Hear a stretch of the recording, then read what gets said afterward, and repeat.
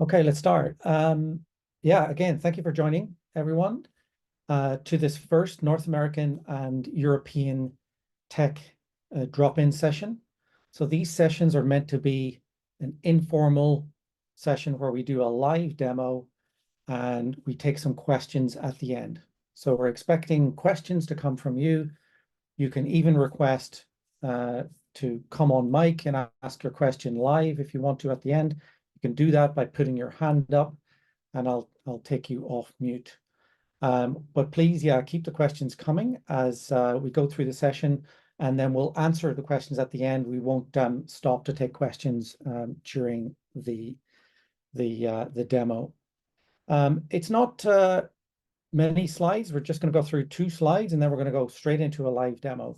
So just as a level setter, we're going to just cover a little bit about Megaport, and we are, a network as a service provider.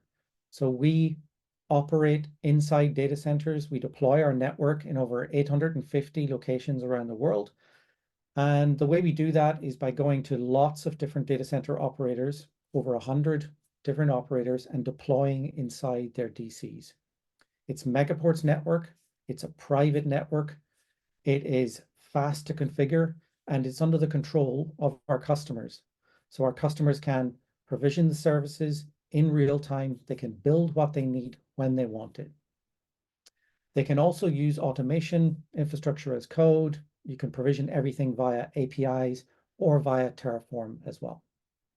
We connect to all of the major cloud providers around the world, and we have a marketplace with over 350 partners on there as well. So we're going to look at lots of these topics on this session. This is going to be a regular session that happens once a week, and we're going to do a demo on each of these sessions. So we're going to cover just a single topic each time.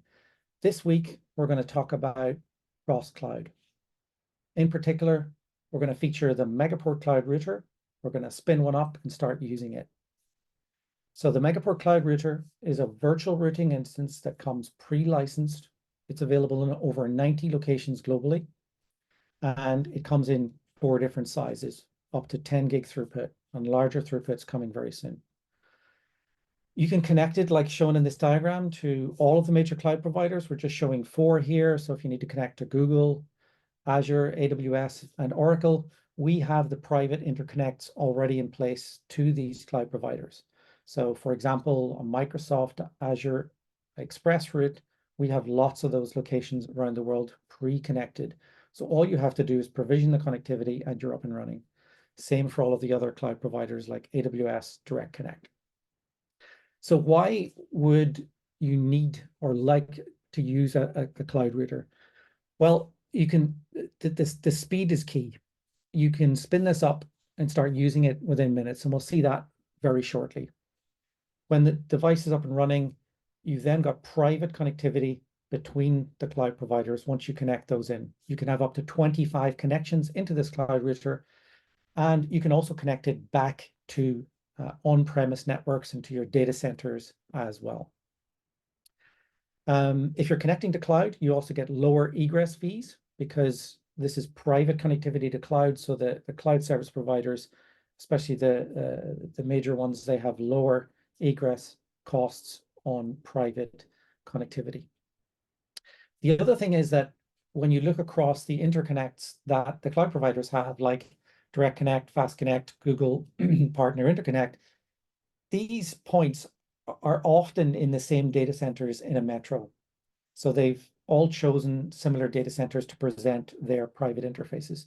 So Megaport also puts our private interfaces in the same locations and our Megaport Cloud Router. Okay, so let's look at some common deployment scenarios. So why would you use multi-cloud in the first place? It could have been through acquisitions that you acquired that, but more often companies and enterprises are designing their solutions like that. So they have a split stack architecture. Maybe there's a database in one cloud and then there are workloads in the other clouds. It might be that they want to distribute their workloads across multiple clouds, and maybe it's based on cost. If you're using, for example, video rendering, you might want to have the workloads available in multiple clouds, and then you can use the best price that's available at that time. And then others will split up their prod and development workloads into different clouds and test things in one cloud, but deploy them in another. And then finally, we have here is cloud to cloud migrations. So if you want to move from one cloud to another, then you can easily do that with a Megaport Cloud Router. Or if you want to move a large database, for example, or a large amount of data from one cloud to another, you can spin up this MCR, this Cloud Virtual Router, and start using it. The MCR itself comes fully featured with lots of the features that you need to connect to cloud. Of course, you need BGP to connect to all of these clouds, but it supports things like med values, ASPath prepend, BFD, route filtering, etc. Okay, that's all the slides. So let's just jump out of here and we're going to go straight into the portal. So I'm just going to sign into portal.megaport.com.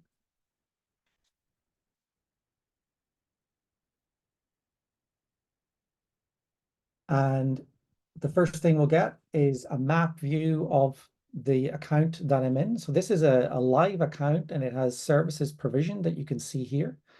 So this is used for demos, but these are actual live services that are deployed, and we're going to deploy some more services. So what we'll do is we'll zoom in a little bit. We've got the Megaport rocket flying around the outside there as well. And we can scroll in, and these black icons are showing you the locations where we have services. So for example, here in Vienna, we've got 1 and 10 gig ports. If I zoom in here to Paris, we can see in Telehouse North, we've got 100 gig ports there, and SunGard, etc. And then if we just look inside, take a deeper look inside this one in Global Switch in Paris, you can see that we've got 100 gig ports and 10 gig ports. We've got MCRs that we're going to build right now. And we are also have the ability to provision Megaport virtual edges. So we're not covering this today, but we will cover it in a future session. But that's really around having virtual firewalls, virtual routing, and SD-WAN solutions. Okay, so what we're going to do is we're going to spin up a port. So we select Create Port. It goes straight to this location, but you can see all of the other locations where we have Megaport Cloud routers around the world. So let's go forward with that. Since all of the provisioning that we have to do for this virtual router. So if I spin up let's go for a big 10 gig device, and we're going to call this our drop-in MCR. We can add a reference to that if we want to, and then we can see the price based on the term. So no minimum term, so you can cancel out at any time, 12 months, 24, and 36 months. We pre-provision this with an ASN that is registered to Megaport. Lots of customers use this. It's 133937. You can override that here if you want to and create your own ASN value for this device. And then there's just a toggle here at the bottom about how you want the BGP state to operate. And that's it. You can see this one is going to go into the blue zone. And it goes over here on the left-hand side to be ordered. And if we go order now, we get the name we've given it, the term, the price, and link to the global services agreement. We can go ahead and order now. Okay, so that's been deployed. Across to the services area, we can see this and see what is happening with this. So this virtual device is now, as you can see, deployable. Takes 2 to 3 minutes for that to come up. And we can see other services that we have in here as well. So if I just filter out the other things in here, we can see that this device is coming up. But what we can do is start provisioning services into this immediately. So let's create a connection into Microsoft Azure. And you can see straight away what we're being asked for is a Microsoft Azure service key. I'm going to go across to my Microsoft account. We've got 2 express routes pre-configured in here. I've got this one here for live drop-in. If I go in there, you can see that this is provider status equal to not provisioned. So we'll come back and see that change later. And this is the service key that we want to use. So copying that, taking it back to the Megaport portal, and we paste in that key. Now this is making a call across to Microsoft to check the key is valid and that the primary and secondary and the peerings are available. I'm just going to select the primary in this case, and you can see that I've actually created this express route in Frankfurt just to show you that we can have a virtual router in Paris, but we can create services actually anywhere globally. In this case, we're creating the express route connection into Frankfurt, but this could be Singapore, it could be Melbourne, it could be San Jose, anywhere that you want to have that into an on-ramp that we have. You can also see here at the bottom that we've got 2 peerings. So you can turn on both peerings if you want to. So private peering gets you into your private VNets, whereas the Microsoft peering allows you to reach things like Microsoft Dynamics. You can turn on both if you want to, and Megaport will set those up for you. Incidentally, when you're creating the secondary connection, you just use the key again, come back in here, and then select the secondary. Private peering is by far the most popular with our customers. It's what customers usually want to get to is their private VNets. And there is also a way using what's called a private link to go from your VNets into Microsoft public services anyway. So that's also a popular way of reaching Microsoft services. So on the next page, we're going to call this, this is a VXC to Azure. That's for the drop-in. Again, we could add a service level reference if we wanted to. And the rate limit for this express route is coming from the key that I created. So I've just created a small 100 megabit per second connection into this express route. You can choose how you want the state to act as it is provisioned. And then you get the pricing here as well. And on the next page, what we're basically saying here is that the configuration between the Megaport virtual router and Azure is going to be automatically generated. So you don't have to put in IP addressing, you don't have to add BGP information, ASN values, etc. That will all be done automatically for you. So clicking next, again, we get a summary of what we've just provisioned.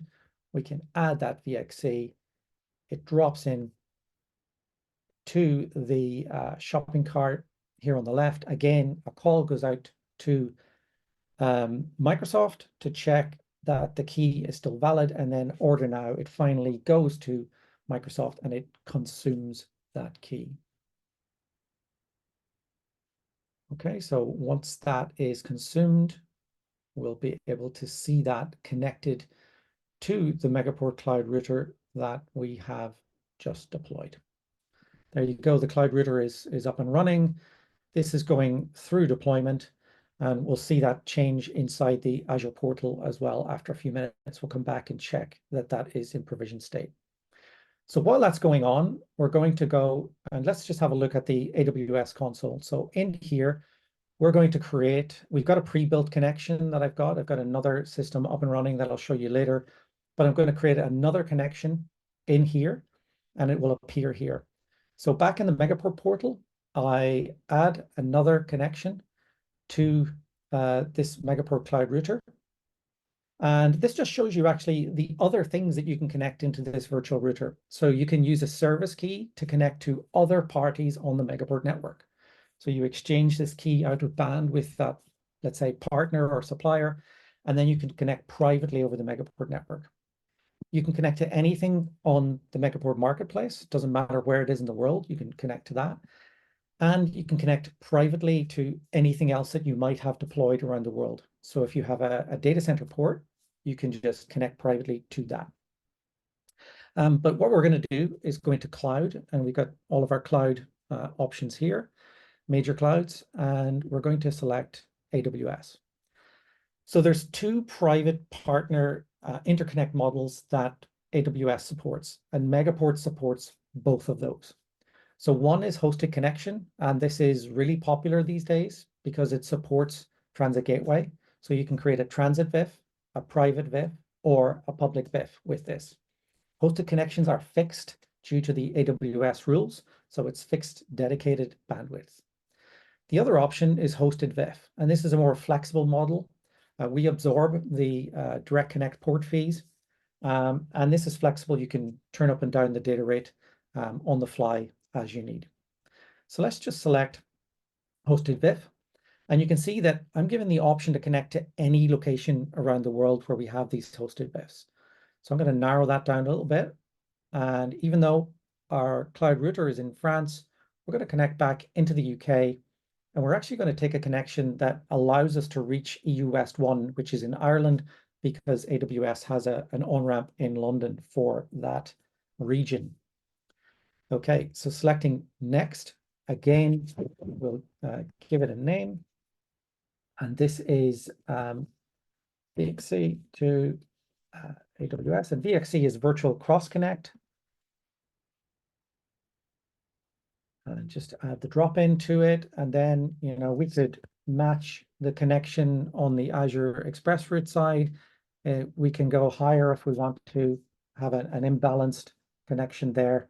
So 500 meg, we got our pricing at the bottom, and then we select next. So again, we're going to automatically generate the configuration between the MCR and AWS. And here is where we have to add just a little bit of detail, and this is where it differs from Azure and the other clouds.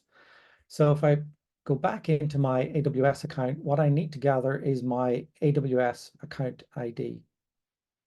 Okay, so I'll copy that, take that back, and this allows us to direct the VIF into AWS Direct Connect, and we're also going to give it a ASN value here as well. So we're going to go for 6567 as the ASN of the Direct Connect gateway on the AWS side. The other details, I could complete those, but I'm just going to let those auto-complete. Okay, again, we get a summary of what I've provisioned, and then I can add that virtual cross connect. And then the same process to order that. You can, in fact, just put everything together, put it into the shopping cart, and order it all in one go as well. But we're doing it this way, we can let Microsoft do its thing in the background. Okay, let's go back into the Express route. We can see that that is in a provisioned state. And I'm just going to go back a stage and it's a quick way to do a refresh in here. We just go back in. It allows us to refresh, and now we can see that the private peering has been provisioned. So it has a primary subnet and the secondary subnet configured here. If we go into that private peering, we can see the VLAN ID has also been set up in here, and the peering VLAN, sorry, the peering ASN has also been configured. So before we go back and look at that connection on the Megaport portal, let's go in here to AWS, because we have another step to do on the AWS side. So here we can see this is the virtual cross connect that we just created. It has just appeared here. We have to go in here and accept this interface, because this is kind of the control step that the AWS account has. Because we didn't generate a key inside AWS, we have to control it here. So you can see again, we've got the BGP authentication is down here. We've got the ASN configured. The IP addressing is all in here as well. So what we're going to do is just accept that. We're going to connect this to a direct connect gateway. And we're going to accept that interface. Okay, so this is now pending, and we'll come back here later and check the BGP status of this, because that takes a few minutes. Going back to the portal, we can go into each of these connections, and we can have a look through here. So we can see the details that we've configured. We can see the term. We can see the VXC state, so we can shut that down if we want to. And then if we go into the AN configuration, we can see how this is set up with a VLAN 100. That's the inner VLAN on the Azure side. We won't go into too much detail on that today, but there's double tagging going on here as it goes into Microsoft Azure. We can see all of the BGP connection details there as well. More details of what's configured on the express route side. And then we can see a summary here of the outer VLANs, but we can also see that BGP status is green. So that means that is up, and we can go into the logs and have a look at that as well. So we can see that the BGP session here is up automatically. We had very little to do to make that happen. There are usage graphs. There won't be anything here because it's too early, because this is a brand new service. And there's also a chart here that you can get showing you billing information. You know, especially if you make changes to the data rate, for example, that would appear here. Okay, so that's looking good. So now if we go back likewise into the AWS connection, we can have a look along here. And again, you've got the AN configuration that is there. It's already done. You can go in, you can make changes to the configuration here if you want to, and that will get pushed to AWS. Again, a summary of all of the connection, including the VIF ID is taken out, the BGP auth key is there, and then we can go into the logs as well. So no data here in the logs just yet. Okay, so we'll just wait a few minutes for that to come through. You can see this is still in a pending state. So let me just refresh this and see if that gets updated. No, this is still pending, so we'll just wait a little bit longer for that. So let's go back on the MCR itself. And one tool that we have here, we've got a few different things that we can do. You know, you can, like I said, add med values. You can turn on BFD. You can use AS path prepend to control your traffic. You can deploy multiple cloud routers for resilience purposes as well. You can lock the services if you're a company admin to stop others potentially deleting a service. So you can lock that down. And a question has just come in live there from Michael. And does the MCR perform any NATing? Yes, it does. It does perform NATing. That is a function that it is supporting there as well. The other thing that it has is a looking glass. So the looking glass is a way that is very useful when you're setting up new connections to see what is being advertised from the MCR and to the MCR itself. So the routing tables will have mostly just the BGP information in here at the moment, because we've not connected this through direct connect gateways, VNet gateways into the VPCs and VNets. But you can see that information here. In fact, if I go back to the main portal, I can show you a device that I created earlier. And this one here is up and running.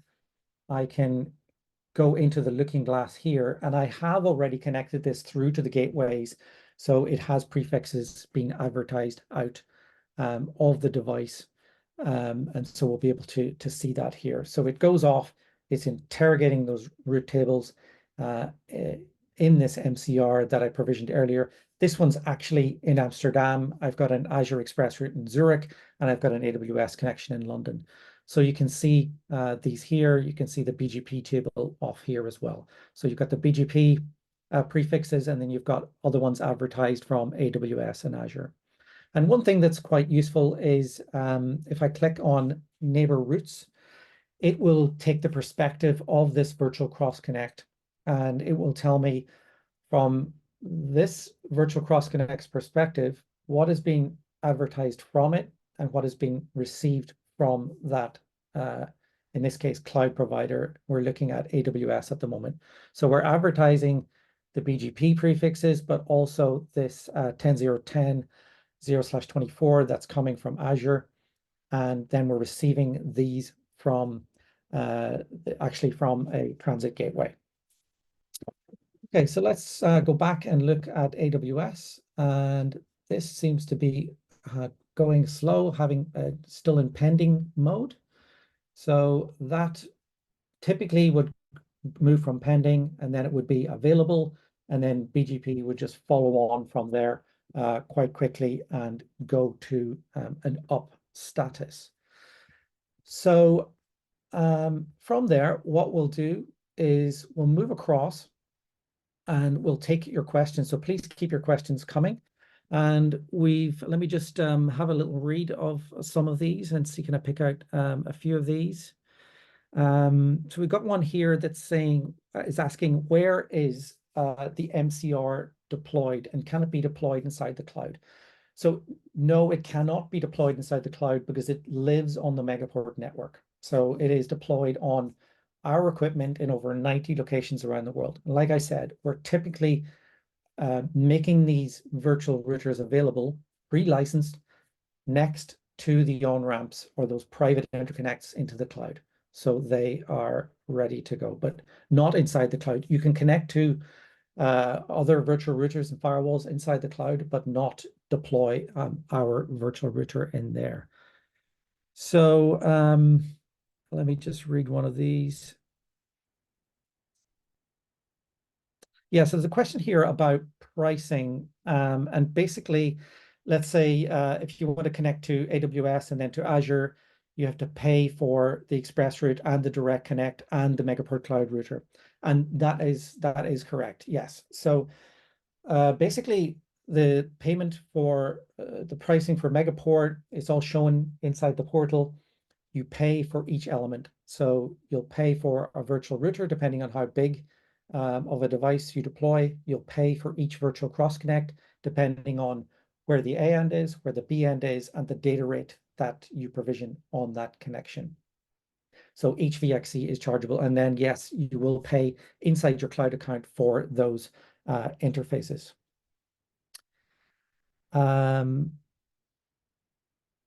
Yes, and another question about natting as well. Michael's keeping the questions coming in here. So yes, there's a question about natting. You can nat also if you want to between the cloud connections. I know that can be a problem where you've basically got IP addressing overlap. So you can connect to me afterwards as well for further information on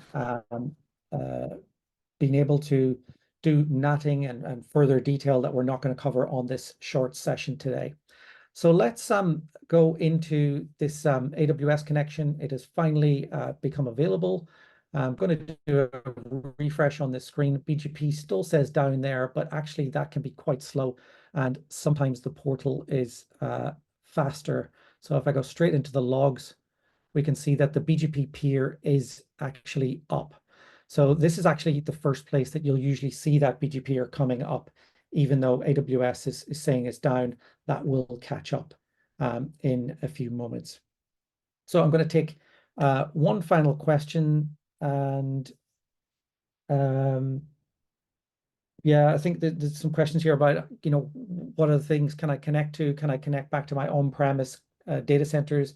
Yes, to do that, you would basically connect through a Megaport physical port in a data center, and that connection from the port to the MCR is immediate. So you can immediately provision that connection from one end to the other with a virtual cross connect at whatever data rate you want. And then, of course, in the data center itself, you will need to have a cross connect in place. So that cross connect usually takes about 2 days, but the Megaport port is available immediately. So do one final refresh on that. No, but trust me, BGP is up. That's what it says in here, and the Direct Connect GUI will follow in due course.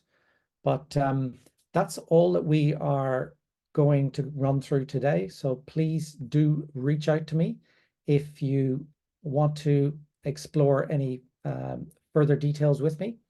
That will be great. And join us next week as well. We'll have a new topic and we'll go through another live demo next Friday. Thank you very much.